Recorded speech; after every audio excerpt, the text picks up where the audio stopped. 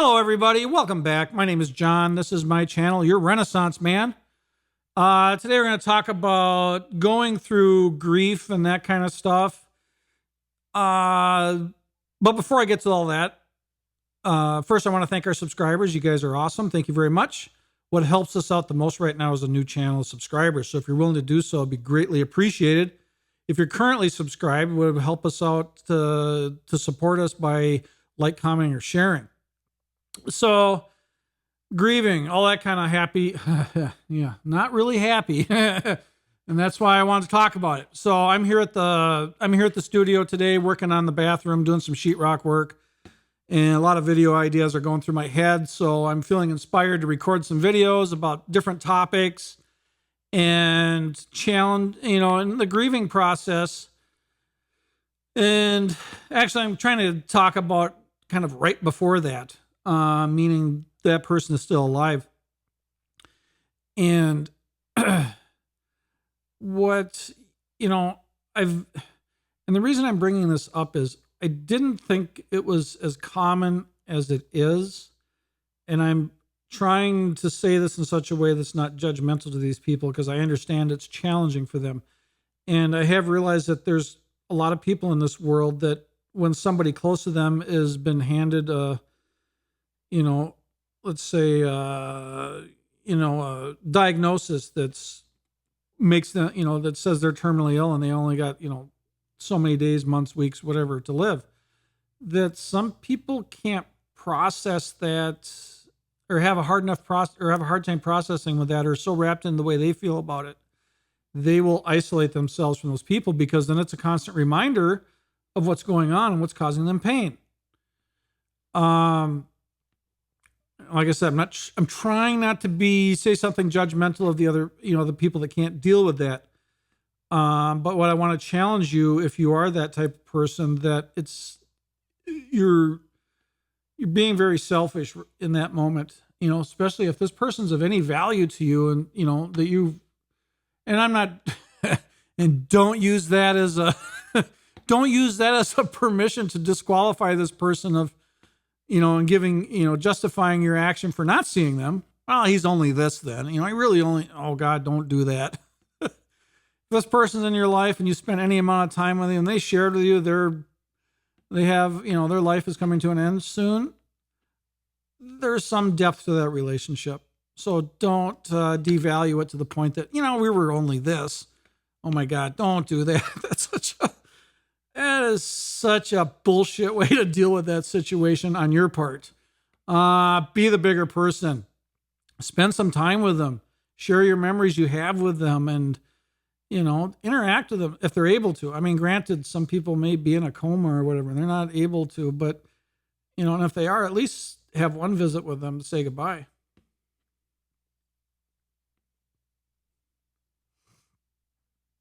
And the reason that's important is for your own humility. It's really humbling to go through those moments. And that really grows you as a person. It's good for your soul. It really is. So yeah, I challenge you. If you're aware of that and you have a hard time dealing with it, spend time with that person. It definitely can help shake you out of that way of thought and feelings the way you do, because seeing them and then giving them some pleasure and joy at a time where they know their time's running out, that's really good for the soul. We did that when my mom was diagnosed with lung cancer. And what was really hard was she never smoked in her life. I won't say my father never smoked in his life, but he never smoked with her, in her presence, or around her. So, and she didn't have a job where she was exposed to secondhand smoke. So it really, really surprised us that she had lung cancer. And I'm not saying that looking for pity, of course. But it's hard to deal with when you're losing your parents, if you have any type of relationship with them at all. I mean, granted, I know not everybody's close to their parents. I get that. I wasn't really close to my mom. We had our differences, but I never let that divide us to the point we didn't have a relationship either. So how it came about when we found out, my dad notified me, and I says, okay. I says, we're going to come visit you, because they didn't live very well. They weren't next door. They were 2 hours away. So it was a 4-hour round trip of driving to visit them. So, I mean, to make it worthwhile, you need to commit a day if you can't stay overnight, for example, in my opinion. So me and my son decided we were going to go visit her every 2, 3, 4 days, somewhere in there. We didn't really have it decided. It was just going to depend on our ability to do so. And so my attitude behind this was, we're going to create new memories with her and talk about our times together and share stories, and also provide comfort for her.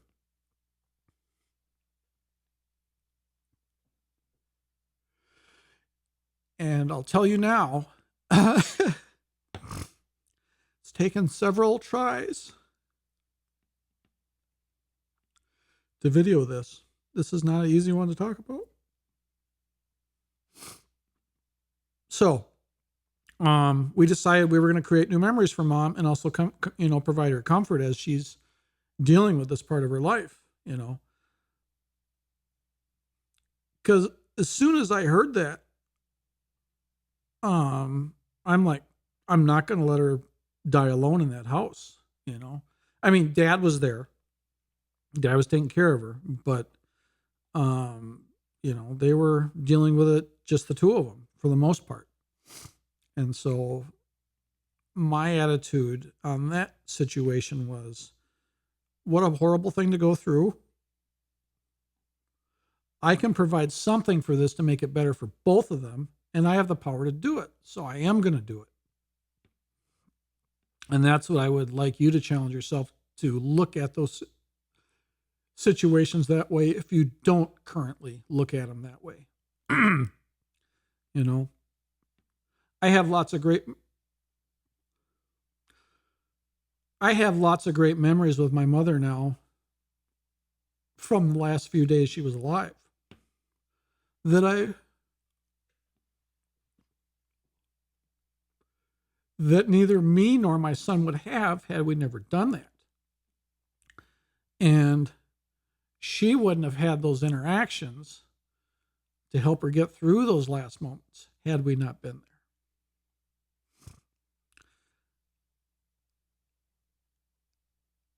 there. As hard as it was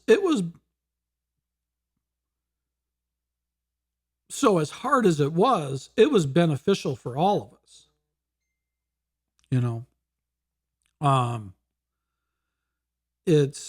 It's humbling, to put yourself through that.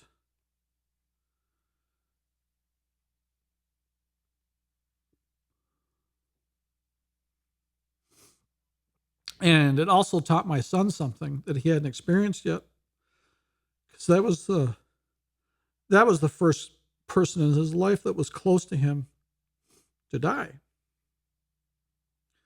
I shouldn't say the first one. It was the first one for him as not being an infant, being in memory that he would remember. I mean, his grandmother died. Well, 2 grandmothers died when he was really young. So he doesn't have much memory of that. But anyways, it was a good life lesson. It was a good life lesson for him to go through that and experience it that way, versus the way another person in our life, not to be right or wrong, basically visited her once and that was it, even though she lived many days past that. Which, like I said, not judging that person, it is what it is.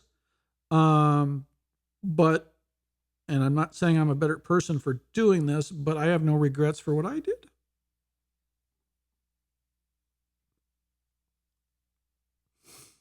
And I feel really good about what I did. Not in an ego way. I just felt that's what was right. I felt that's what really needed to be done in that situation. So, anyways, I challenge you to do the same thing. I challenge you to do the same thing. You know, that's what makes us human. You know, I think I heard elephants go through a grieving process and know something of the dying process like humans, and I'm not sure if any other species does, but you know, it's what sets us apart from most animals. Elephants, I guess, have some sort of grief process and acknowledge death, I guess. But anyways, you know, do it for yourself, do it for your loved ones. You know, it's good for you, it's good for the soul. So anyways, hope this message finds you well.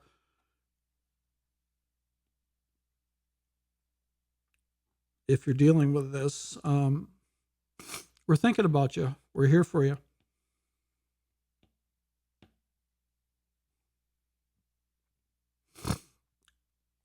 Anyways, thank you to all our subscribers. Thank you for hanging on to the end if you made it. If you're willing to subscribe, that's what helps us out the most, the new channel. And if you're currently subscribed, if you could support us by either like, commenting, or sharing, it'd be greatly appreciated.